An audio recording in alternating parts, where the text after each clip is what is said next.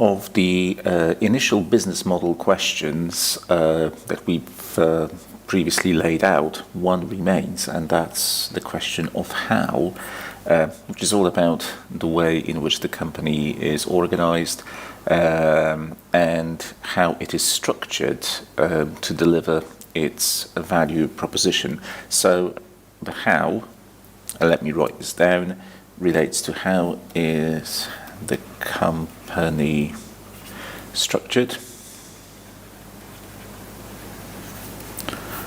to deliver its value proposition.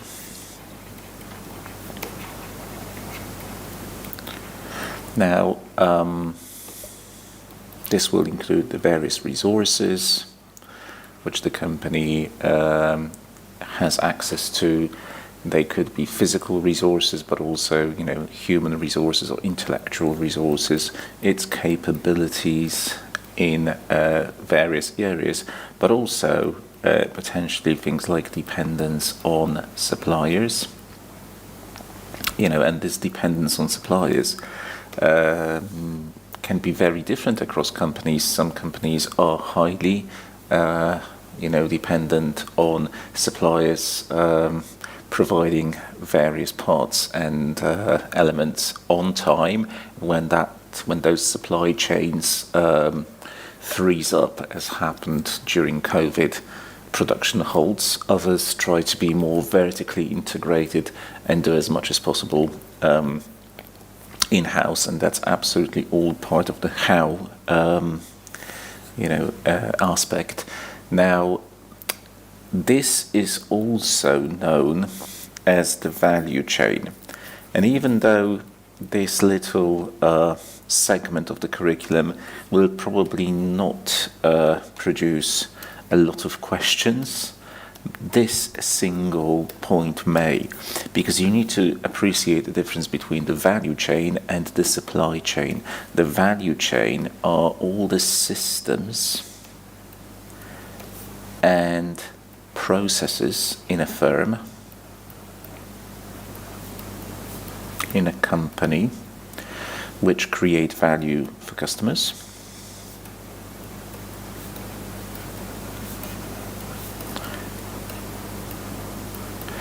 But critically, value chain only includes the functions performed by that single company, only includes functions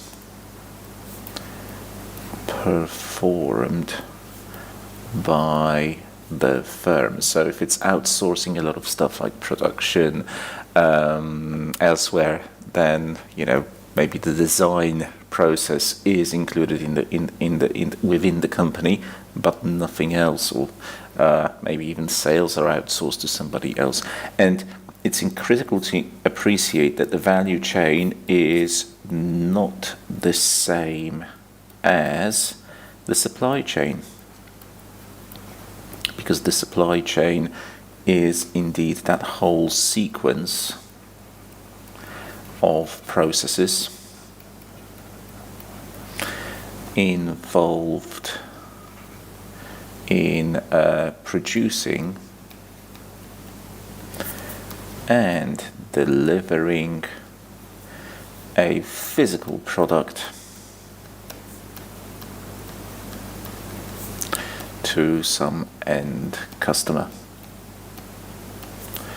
And that's the supply chain. And the supply chain will absolutely not be limited in terms of its scope to just a single company. This is absolutely regardless of whether those processes are performed by a single company or not, whether performed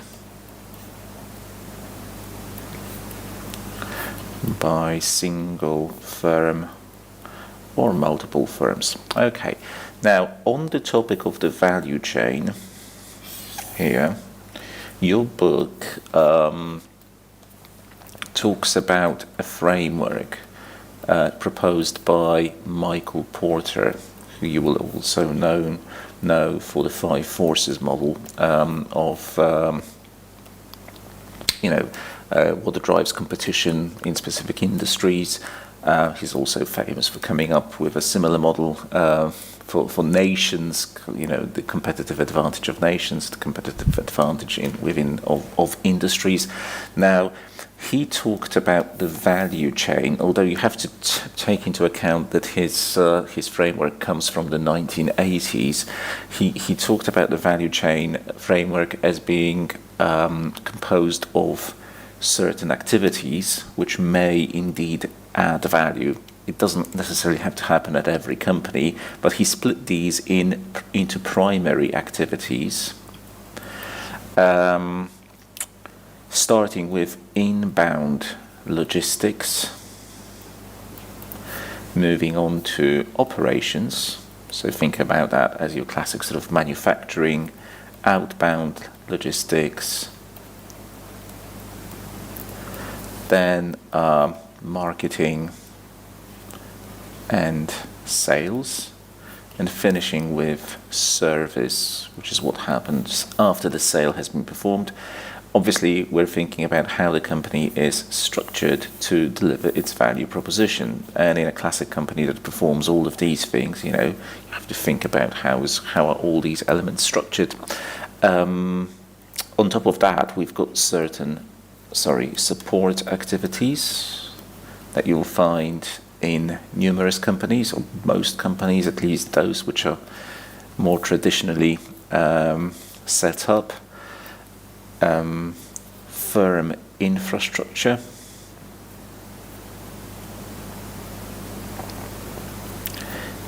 HR, human resources management, technology development, which of course since the 1980s may have gained significantly in importance, and also procurement.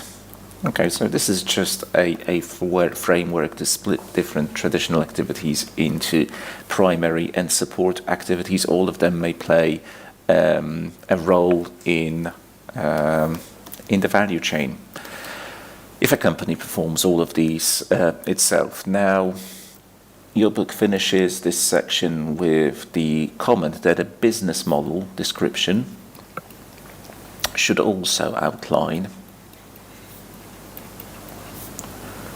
or contain some details of how is profit generated. And of course, profit being the difference between the revenue, the income, and the costs being incurred. So we would like to know, or an analyst would want to know, what the margins are, what are break-even points, especially, when there's manufacturing or production involved, there will be certain break-even points. What are unit economics? And unit economics are obviously the computation of the cost on a per unit basis, the revenue on a per unit basis. All of these things will be critical to answering the question, how is profit generated?